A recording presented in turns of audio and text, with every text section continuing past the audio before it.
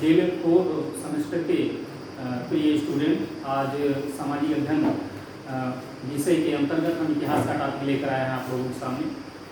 कल हमने ब्रह्म समाज का अध्ययन किया और जो आज का आपका टॉपिक होगा वो आर्य समाज, और इसी के बारे में हम लोग आज अध्ययन करेंगे। तो आर्य समाज के बारे में अध्ययन करें उससे पहले जो हमने इसके पहले जो क्लास करी है उसके बारे में थोड़ा सा रिवीजन।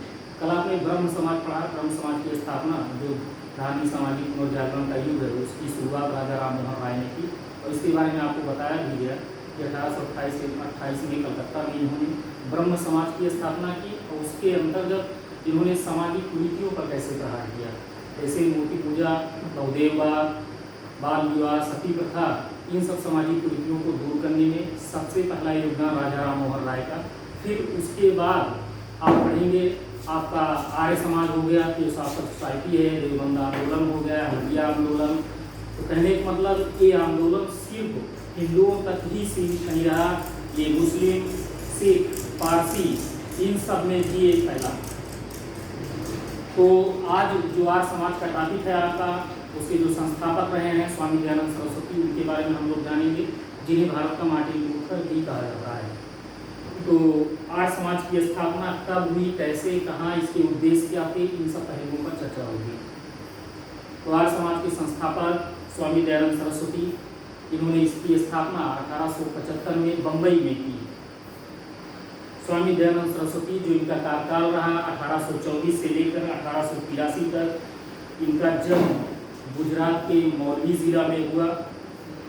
इनके बचपन का नाम जो है वो मूलशंकर, इनके गुरु का नाम मिर्जानंद, जो आंख से अंधे थे लेकिन उन्होंने इनको ज्ञान प्रदान किया। ये रहने वाले मूलतः मथुरा के थे, लेकिन मिर्जानंद के कहने पर ही इन्होंने हिंदू धर्म को आगे बढ़ाया। इनकी उपाधि जो रही है परीक्षा के दृष्टि से महत्वपूर्ण है, ऐसा पूछी जाती है।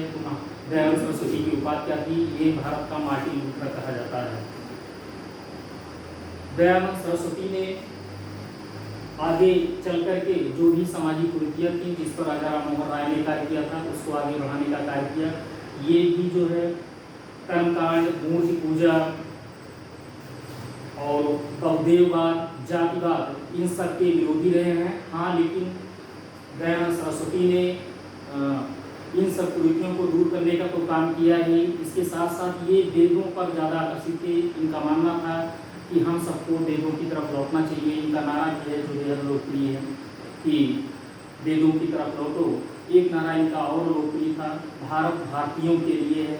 तो ये सारी बातें स्वामी दयानंद सरस्वती ने जी में कही थी। इन्होंने शुद्धि आंदोलन भी चलाया आगे चल करके। शुद्धि आंदोलन जो कहने का मतलब है उस समय जातिगत परिवर्तन भी होते थे या धर्मगत परिवर्तन भी होते थे, हिंदुओं को ईसाई बनाया जाता था, तो उस पर भी इन्होंने शुद्धि आंदोलन चलाया। एक चीज़ और है जो परीक्षा की दृष्टि से महत्वपूर्ण है कि स्वामी दयानंद सरस्वती ने ये पहले ऐसे भारत के व्यक्ति हैं जिन्होंने स्वराज शब्द का प्रयोग किया। हालांकि इसको लोकप्रिय बनाने का काम ये बीजी तिलक को जाता है, तो लोकप्रिय तिलक ने बनाया, लेकिन स्वराज शब्द को सबसे पहले अगर किसी ने प्रयोग किया तो स्वामी दयानंद सरस्वती जी थे।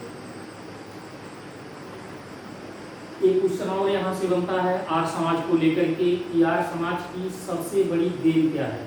अगर ये प्रश्न आता है परीक्षा में तो आर्य समाज की सबसे बड़ी जो देन थी वो शिक्षा के क्षेत्र में थी। दयानंद सरस्वती को इनकी मृत्यु के बाद आर्य समाज शिक्षा के माध्यम को लेकर दो भागों में बन गया।